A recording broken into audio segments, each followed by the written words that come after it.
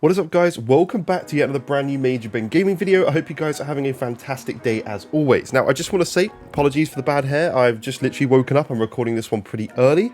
And also happy Astrobot Day for those of you guys who've pre-ordered that game, and I'm going to enjoy that today. I'm looking forward to getting on that a bit later tonight. I cannot wait to play. I've heard great things about it, but today we pretty much have confirmation from PlayStation themselves, kind of by accident, about PlayStation 5 Pro.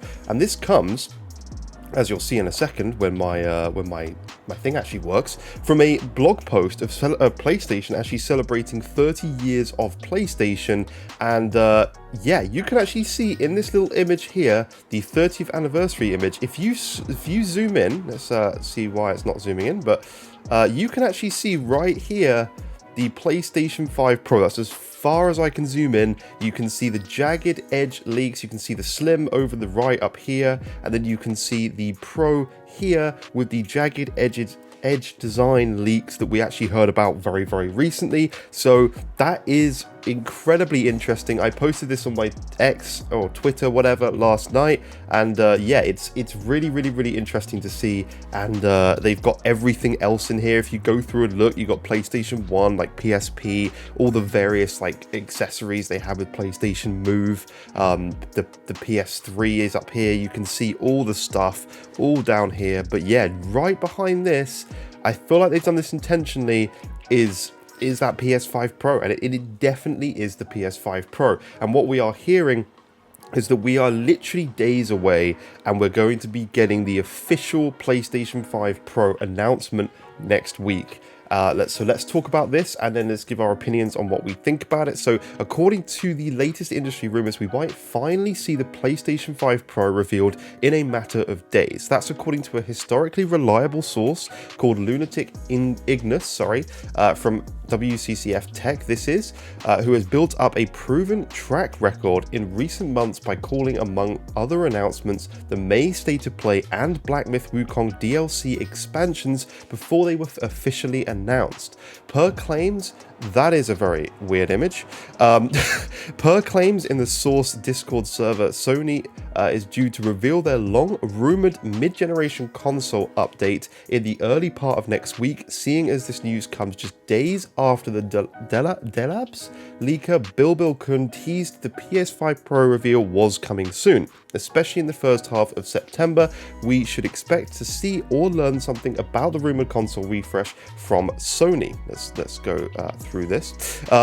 Lunatic Ingus has also claimed that the official PlayStation 5 Pro reveal would be followed by this new State of Play presentation later in September, supposedly featuring some first-party games and even a world premiere. If this turns out to be true, it might definitely turn away the attention from the disastrous launch of Concord, which has already been taken offline, as we know, 2 weeks after. So it's saying here, has the PS5 Pro been officially confirmed? And obviously no, despite many of the rumors.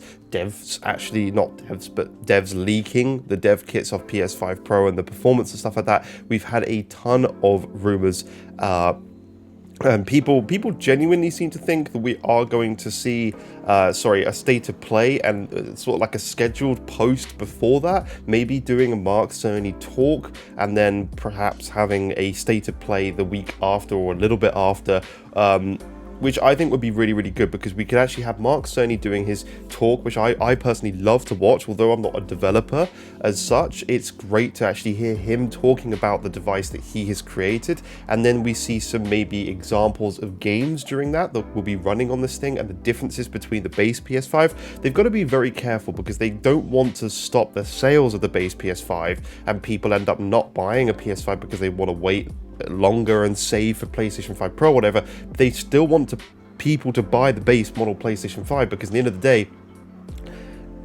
they're selling those, right? They're going to want to sell those as much as they can. They're going to be the biggest seller, not the PS5 Pro. The PS5 Pro, maybe 10% of users will have be on that platform, and then obviously the rest will be on the base PlayStation 5. So they really cannot shoot themselves in the foot here and actually, cannibalize their sales because of PS5. So I don't know. It's interesting to see how they're actually going to market this thing, because it's not something that's easy to do, right? You've got a model that's better than your existing model, but you still need to sell your existing model because it's going to be the main part of your sales, so you don't want to talk down on that device too much. And considering on the box of my original PS5, well, it's actually just out of vision up here, they had obviously the 8K logo and 4K 120 FPS, and we really haven't seen any of those things from the base model device. I think there actually is a rendered game at native 8K, or if it's 6K and then upscaled to 8K, which is that island game, the really weird, I can't remember, you guys have to look it up, but there is actually an 8K game output on PlayStation 5, but the PS5 doesn't actually output at 8K yet. I think it's very, very weird, but I think it's like Survive or something like that anyway. And then obviously on the revised slim model up here, they've removed 8K from the box entirely. And I wonder if they're going to be like adding that back onto the box and pushing this thing as an 8K machine. I hope not, because I want this to be a really good 4K machine and running games at like 1440p natively and upscaling them to 4K for their performance mode, and then having, or even native 4K in a lot of games for their performance, but I really want to see improvements to the just overall quality, because again, for examples like the newer Final Fantasy game,